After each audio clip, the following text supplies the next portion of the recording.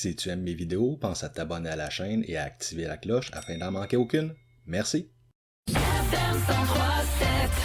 On se fait un petit retour sur l'élection présidentielle américaine. Aujourd'hui, on est à moins de 75 jours du scrutin. Et ce mardi, on a Joe Biden qui a été officiellement investi par le Parti démocrate pour affronter Donald Trump lors du vote qui va se tenir le 3 novembre. Alors, on retrouve notre politologue dans le cadre de la chronique internationale, Benoît Lapierre. Bonjour, Benoît. Bonjour, Émilie. Pas vraiment une grande surprise que les délégués aient choisi Biden pour représenter le Parti démocrate dans cette convention qui est 100% virtuelle en raison de l'épidémie. Non, en effet, c'était pas une surprise. C'est dommage, par exemple, que c'était une convention virtuelle parce que c'est vraiment plate pour les personnes qui aiment ça, les rassemblements politiques. Faut savoir que les conventions du Parti démocrate et du Parti républicain, c'est vraiment les plus gros rassemblements politiques aux États-Unis et peut-être même au monde. Normalement, tous les élus sont là. Il y a les journalistes, il y a aussi des stars du showbiz qui viennent donner leur appui aux candidats.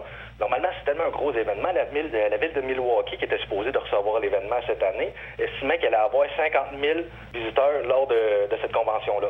Cependant, à cause de la COVID, on a eu le droit à un centre des congrès vide. Il n'y avait pas de public dans la salle. Les messages étaient préenregistrés et les applaudissements se faisaient via webcam. Donc, les amateurs de politique puis de ce genre de rassemblement-là ont resté sur leur faim lors de la Convention démocrate. Oui, c'est sûr que c'est un petit peu moins excitant. Sinon, jusqu'à présent, là, un des seuls moments marquants de la Convention, ça a été le discours de l'ex-première dame, Michelle Obama. Elle a eu des mots très sévères envers Donald Trump. Très sévère envers Donald Trump. Son discours, grosso modo, c'est voulait donner de l'espoir aux Américains, mais c'était aussi vraiment critiquer le bilan de Donald Trump. Elle a notamment souligné son manque d'apathie envers les personnes atteintes de la COVID-19. Elle a aussi dit qu'il n'était pas capable de gouverner. Elle a remis en doute ses décisions politiques dans presque chacun des champs d'activité. Sinon, outre Michelle Obama, il y a eu 3 autres présidents qui sont venus donner leur appui à Joe Biden. Oui, il y a Barack Obama, mais il y a aussi Jimmy Carter, qui est rendu à 95 ans, mais qui est toujours actif politiquement, qui est venu donner son appui. Et finalement, il y a eu Bill Clinton, même si celui-là, ça devient un petit peu plus embarrassant. Il est au prix avec des nouveaux scandales de nature sexuelle, avec l'affaire Epstein, que justement, il y a des photos qui sont en train de ressortir. Donc, c'est peut-être pas une bonne idée de sortir Bill Clinton à ce moment-ci des élections. Et sinon, un autre discours qu'il y a eu aussi, c'est celui de Kamala Harris, qui est la colistière de Joe Biden. Elle a pris la parole hier lors de la convention et c'était son premier gros discours depuis sa nomination. Comment ça s'est passé? Oui, en effet, c'était la première fois qu'elle avait la chance de s'exprimer devant autant de personnes en dehors de la Californie, parce qu'elle est très connue dans son État, sauf que le monde un petit peu plus loin dans les États-Unis n'avait pas eu la chance vraiment de l'entendre, de voir si elle avait les épaules pour être une chef d'État.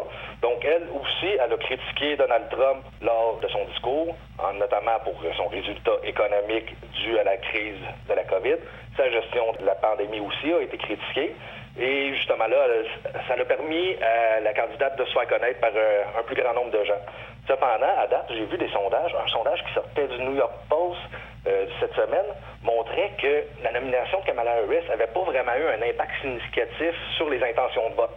Selon ce sondage-là, 70% des électeurs auraient dit que le choix de Kamala Harris n'avait pas influencé leur choix de vote lors des prochaines élections. Il y avait un petit peu plus de 15% qui disaient que ça avait une incidence favorable pour leur choix du candidat, tandis qu'il y a une dizaine de pourcents qui ont dit que ça avait un effet négatif.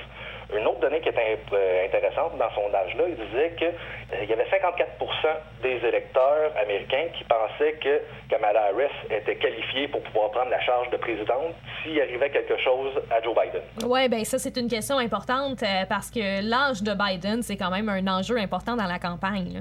Oui, en ce moment, il a 77 ans. Il va avoir 78 ans s'il gagne ses élections. Et c'est le plus vieux candidat de toute l'histoire des États-Unis.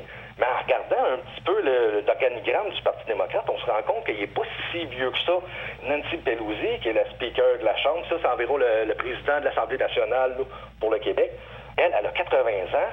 Il y a Steny Hoyer, qui est le leader de la majorité, qui a 81 ans, et Jim Clyburn, qui est le whip du Parti démocrate, qui a 80 ans. Donc, si tu prends la moyenne des hauts dirigeants du Parti démocrate, la moyenne est de 79 ans, donc qui est en bas de la moyenne. Et en plus, t'as Trump aussi, qui est pas beaucoup plus jeune que Biden. Non, en effet, il a 74 ans, sauf que pour lui, c'est pas un enjeu de campagne, on dirait. Il n'y a pas vraiment de personnes qui s'inquiète de sa santé physique.